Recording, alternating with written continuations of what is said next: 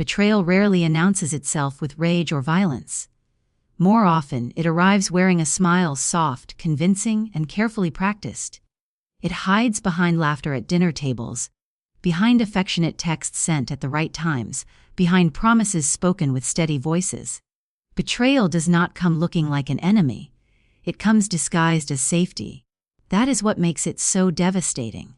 The person who betrays you does not first take your money or your reputation or your future. They first take your trust, and once trust is gone, everything else collapses quietly after it.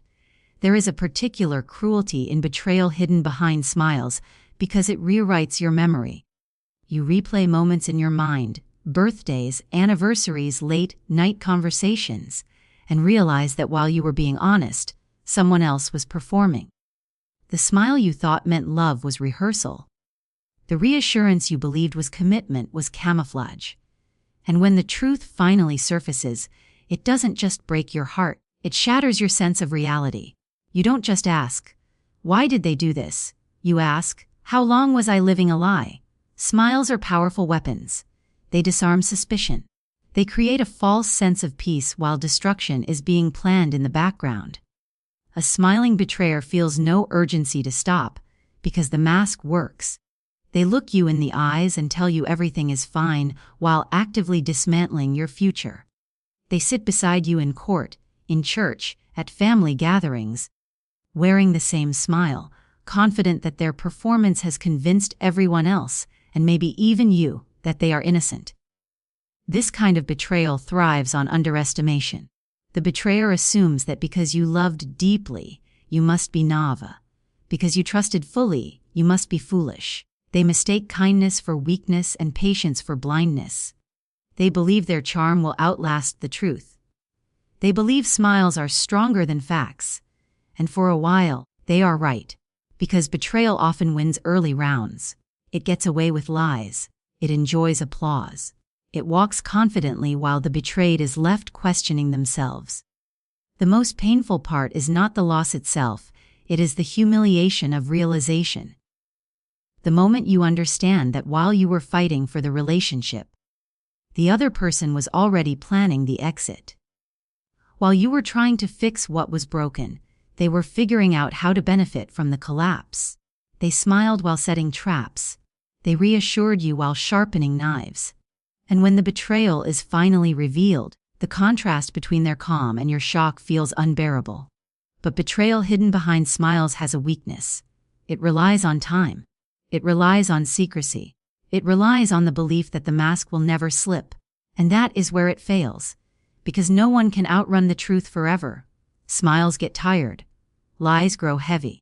Stories become inconsistent. And eventually, what was hidden begins to surface, not all at once, but piece by piece. A document doesn't match a story. A date doesn't line up. A pattern emerges. And slowly, painfully, clarity replaces confusion. When that clarity comes, something changes inside the betrayed. The pain doesn't disappear, but it hardens into resolve. Love may have blinded you once, but awareness sharpens you. You stop explaining their behavior. You stop defending their character. You stop doubting your intuition. And you realize something crucial: betrayal required effort. It required planning. It required deception repeated over time, which means this wasn't a mistake. It was a choice. That realization is both devastating and empowering. Devastating, because it confirms that the person you trusted chose themselves over integrity. Empowering, because it frees you from guilt. You were not too trusting. You were honest in a dishonest situation. And honesty is never a weakness. It is only dangerous when placed in the hands of someone who lacks character. Betrayers often believe the smile is the victory. They think as long as they appear unbothered, they have won. But the truth is, smiles are temporary. Consequences are not. A smile can hide intent, but it cannot erase evidence. It can deceive people for a season, but it cannot rewrite reality forever. Eventually, the same smile that once disarmed suspicion becomes proof of arrogance. It becomes evidence of guilt. It becomes the reason no one believes them when the truth comes out. And when that moment arrives, when the mask falls, when the room goes quiet, when the truth speaks without emotion, the betrayer realizes something too late. The person they underestimated was never weak. They were patient, they were observant. They were gathering strength while appearing still. And while betrayal hid behind smiles, justice was quietly taking notes. Because betrayal may enjoy the early applause, but it never controls the final verdict. Silence is often misunderstood. People think silence means surrender, fear, or defeat. They assume that if you are not speaking, you are not thinking. If you are not reacting, you are not fighting back. That assumption is exactly why silence becomes one of the most dangerous weapons in the hands of someone who has been betrayed. Silence is not empty. Silence is calculated. Silence is controlled power. It is the decision to stop feeding chaos and start gathering truth. When betrayal strikes, the natural instinct is to explain, to confront, to demand answers, to scream until the pain is acknowledged. But the betrayer expects noise. They are prepared for anger. They are ready for tears. They know how to manipulate emotions because emotions are predictable. Silence, however, unsettles them. Silence removes their control. It denies them the satisfaction of watching you fall apart. It forces them to sit alone with their assumptions. Silence allows you to observe without interference. While they are talking, you are listening. While they are lying, you are comparing facts. While they are confident, you are collecting proof. Silence creates space. Space to see patterns, contradictions, and weaknesses that were previously hidden behind emotional fog. When you stop reacting, you start noticing, and what you notice becomes ammunition. There is strength in refusing to explain yourself to someone who already decided to misunderstand you. Silence says, "I don't need your validation." It says, "I am no longer negotiating my dignity." Betrayers rely on emotional chaos to distract from their actions. Silence starves that chaos. It turns the spotlight back onto them. Every unnecessary word they speak becomes another loose thread. Every boast becomes evidence. Every smirk becomes arrogance documented in time. Silence also protects you. Words spoken in pain can be twisted, used, and weaponized against you. Silence keeps your strategy invisible. It prevents the betrayer from adjusting their tactics. They think you are unaware. They think you are weak. They think they are ahead, and that false confidence leads them to make mistakes, big ones. Silence gives them just enough rope to expose themselves. In courtrooms, in negotiations, in life, the person who speaks less often holds more power. Silence communicates restraint. It signals preparation. Judges, lawyers, and decision-makers recognize it. Silence makes your eventual words heavier. When you finally speak, you are not reacting, you are revealing. And revelation carries weight that emotion never could. Strategic silence is not passive waiting. It is active discipline. It is choosing not to interrupt the process before it matures. It is trusting that truth does not need shouting. It needs timing. Silence keeps your focus sharp. It keeps your goals clear. It reminds you that revenge fueled by rage burns fast and dies quickly. But revenge rooted in patience lasts. The greatest mistake betrayers make is assuming silence means ignorance. They don't realize that silence is when plans are formed, documents are organized, allies are consulted, and exits are secured. They celebrate too early. They underestimate too confidently, and by the time they realize the silence was intentional, it is already too late. Silence is not the absence of action. It is action unseen. And when it finally breaks, it does not do so with chaos, it does so with precision.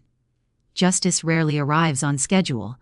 It does not rush to comfort the wounded or immediately punish the guilty. Instead, it moves slowly, deliberately, often painfully. And during that waiting period, doubt creeps in. You start to wonder if fairness exists at all. You question whether the powerful always win, whether truth matters, whether doing the right thing was a mistake. That waiting is the hardest part, not because justice is absent, but because it is working quietly. Delayed justice tests endurance. It forces you to live with unanswered questions while the betrayer appears to thrive. They move on publicly. They smile confidently. They tell their version of the story while you remain restrained by facts, law, or integrity. It feels unfair, it feels cruel, and it feels deeply personal. But justice delayed is not justice denied, it is justice building its case. Time is not the enemy of justice, it is its ally. Time reveals patterns that single moments cannot. Time exposes lies that consistency cannot sustain. Time allows evidence to surface, witnesses to speak, and mistakes to compound. Betrayers often mistake temporary success for permanent immunity. They think because nothing happened immediately, nothing ever will. That belief is their downfall. Justice does not need to be loud to be lethal. It does not need to announce itself.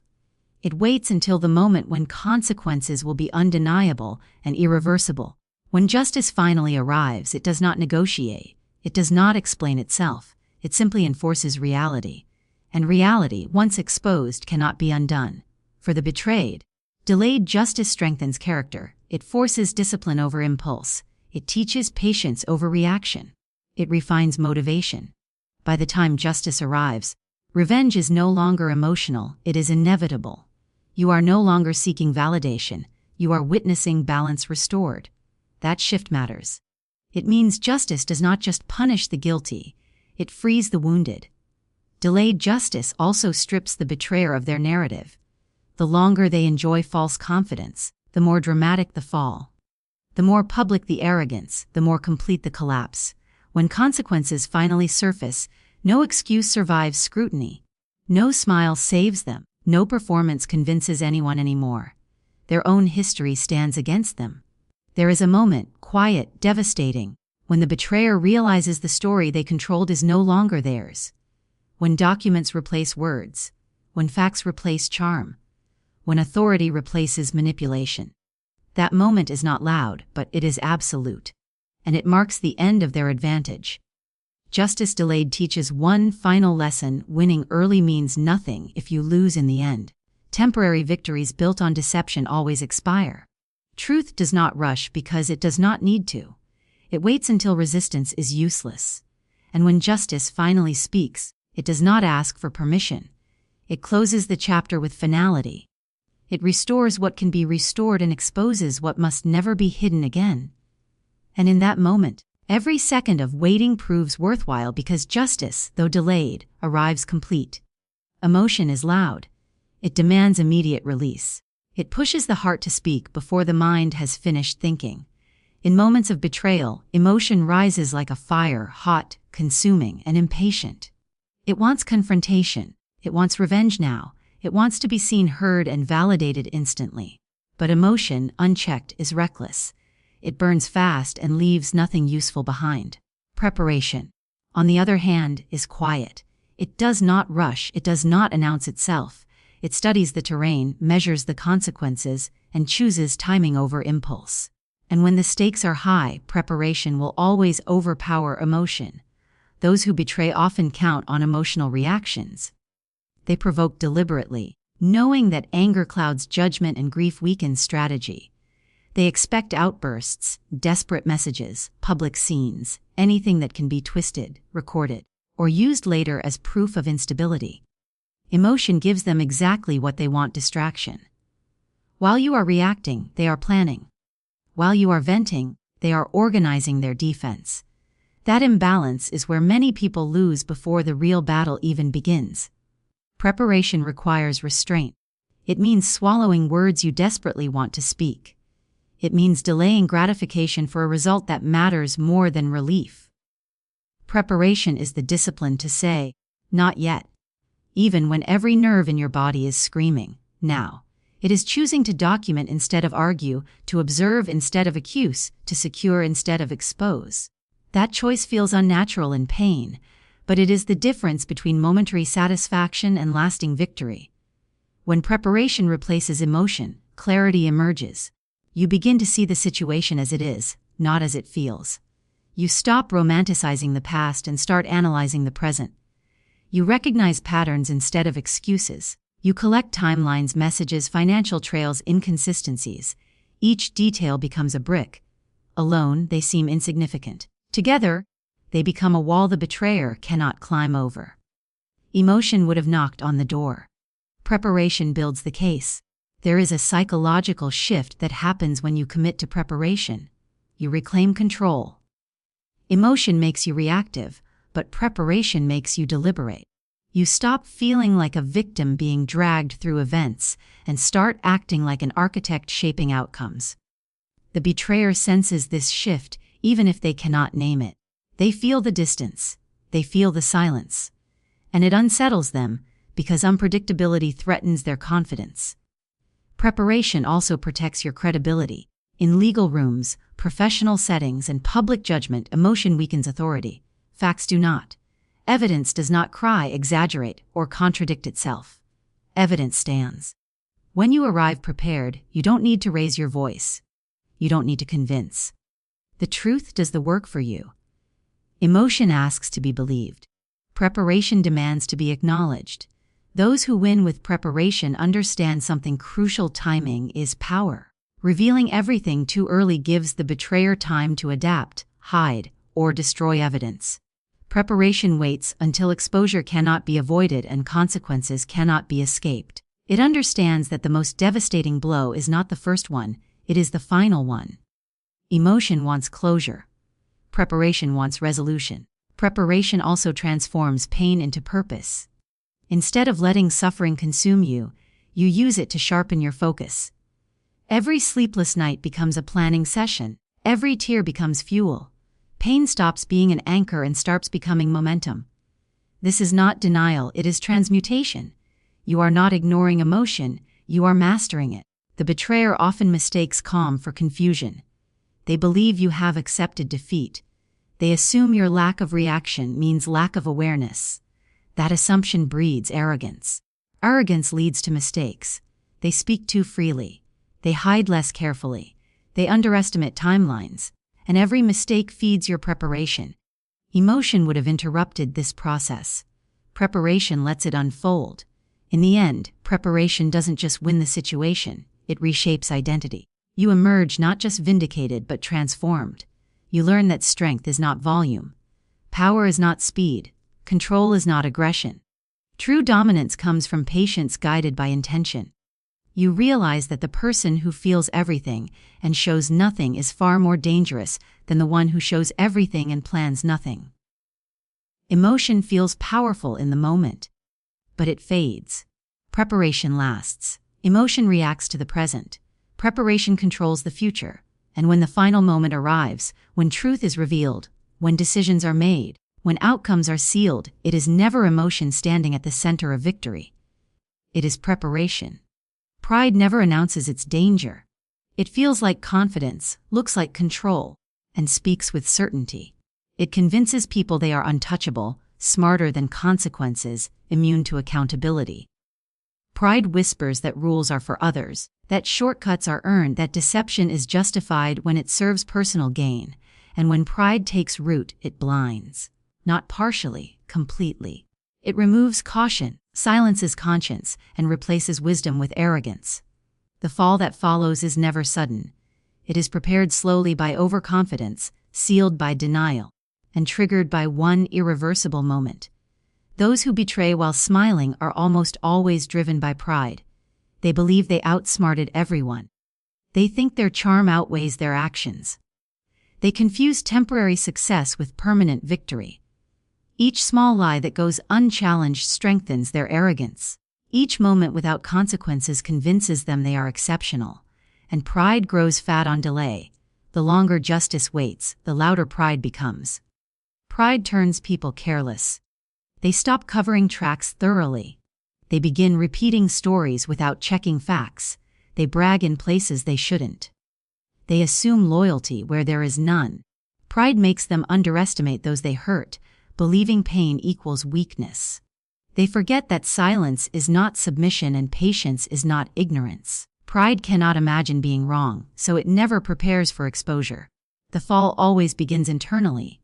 Pride isolates. It rejects correction, ignores warnings, and mocks restraint. Anyone who questions them becomes an enemy.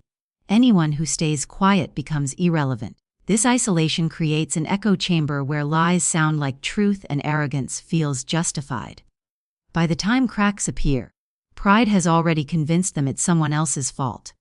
When the fall comes, it is rarely dramatic at first. It starts with confusion. Why is this happening? Why are people asking questions? Why does the story no longer work? Pride scrambles to regain control, but control has already slipped. The confidence that once dominated the room now looks desperate. The smile that once disarmed now appears rehearsed. The authority they claimed evaporates under scrutiny. Pride also magnifies the fall. The higher someone stands in arrogance, the further they drop in consequence. Public confidence turns into public humiliation. Private deception turns into documented fact. What could have been a quiet correction becomes a loud collapse because pride refused humility early on. There is no soft landing for those who mocked accountability. The most devastating aspect of pride is that it feels justified right until the end. Even when evidence mounts, pride insists it can still talk its way out. It trusts charm over truth, manipulation over integrity. And that misplaced trust becomes the final mistake, because truth does not argue, it replaces. When the fall is complete, pride leaves nothing behind to protect the person it once empowered. Allies disappear. Excuses fail. Influence fades. What remains is exposure. And exposure is ruthless. It doesn't care how confident you once were. It only cares what can be proven. Pride before the fall is not a warning, it is a law, and it never makes exceptions. Pride never announces its danger. It feels like confidence, looks like control, and speaks with certainty. It convinces people they are untouchable, smarter than consequences, immune to accountability. Pride whispers that rules are for others, that shortcuts are earned, that deception is justified when it serves personal gain, and when pride takes root, it blinds. Not partially, completely. It removes caution, silences conscience, and replaces wisdom with arrogance.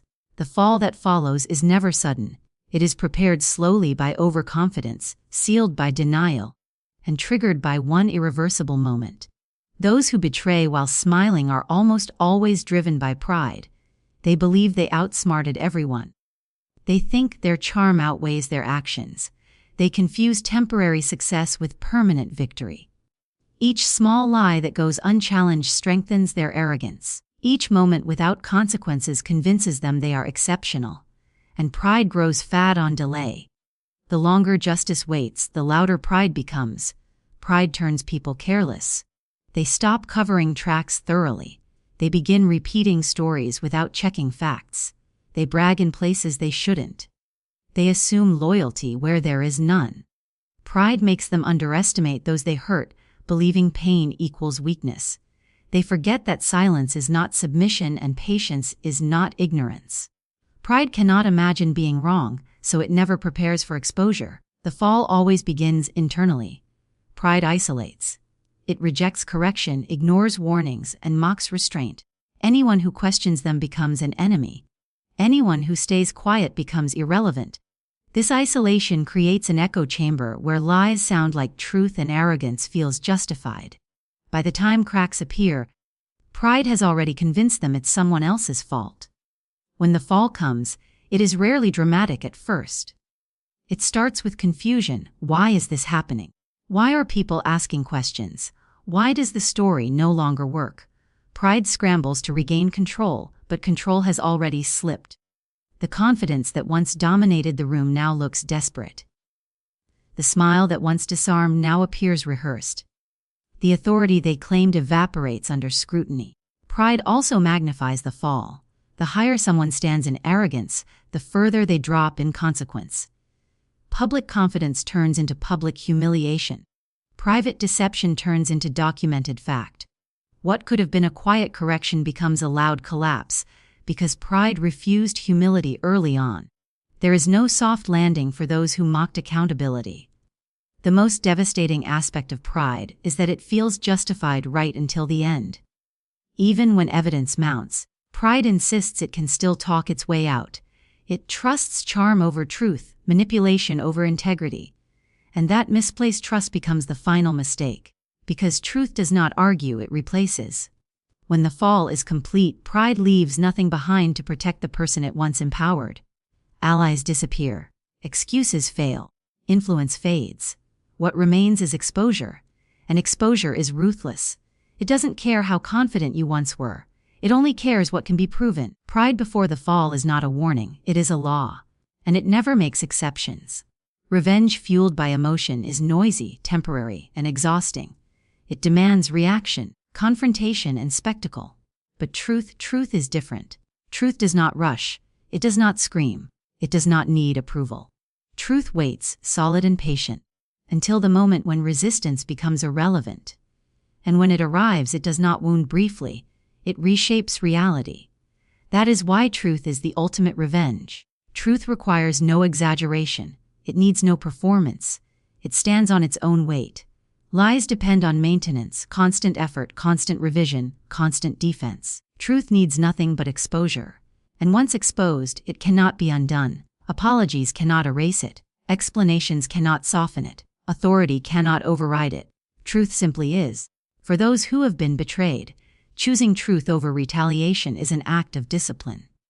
It means refusing to become what hurt you. It means letting facts speak instead of anger. That restraint is often mistaken for weakness, but it is the opposite. It is confidence in inevitability. It is knowing that when truth surfaces, it will finish the conversation permanently. Truth is devastating because it removes narrative control. Betrayers thrive on storytelling, on shaping perception, casting blame, minimizing damage. Truth ignores narrative. It replaces stories with timelines, emotions with evidence, charm with consistency.